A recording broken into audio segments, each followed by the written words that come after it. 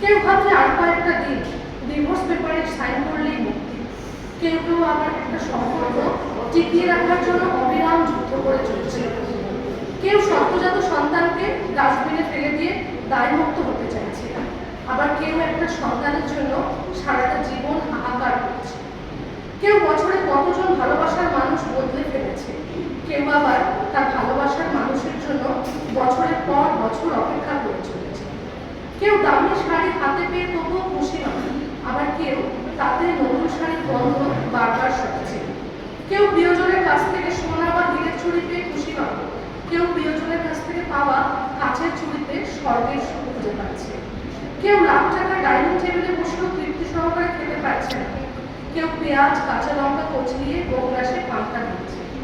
কারো দামি খাতে শুয়েও ঘুমের ওষুধ খেতে হচ্ছে, কেউ আবার হিমেল হাওয়ায় ঘুরে ঘুমাচ্ছে। কারো পড়ার টেবিলে নতুন বইয়ের সমারোহ, কিন্তু পড়ার ইচ্ছে নেই। কেউ আবার পুরাতন বইয়ের দোকান চষে বেড়াচ্ছে, পকেট খালি। কেউ বিলাসবহুল গাড়িতে বসে চিন্তিত, সন্তানগুলো মানুষ হলো না, এত সম্পত্তি রাখতে পারবে তো। কেউ পায়ে হেঁটে পথ চলছে আর মনে মনে ভাবছে, সন্তান তো মানুষ করতে পেরেছি, ঈশ্বর চাইলে ওরা নিজেরাই নিজের জীবনটা গড়ে নেবে। নানান রঙের মানুষ, বিপুল নানা স্বপ্নে, জীবন একেবারে সাদা কালো আলাদা। আসলে এটাই বাস্তবতা। সুখ এবং শান্তি সর্বদাই আপেক্ষিক।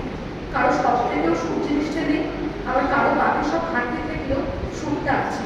কেউ 2 বেলা খাওয়ার জন্য সারাদিন হাঁটে, আবার কেউ খাবার হজম করার জন্য। জীবন যেখানে যায়। নমস্কার।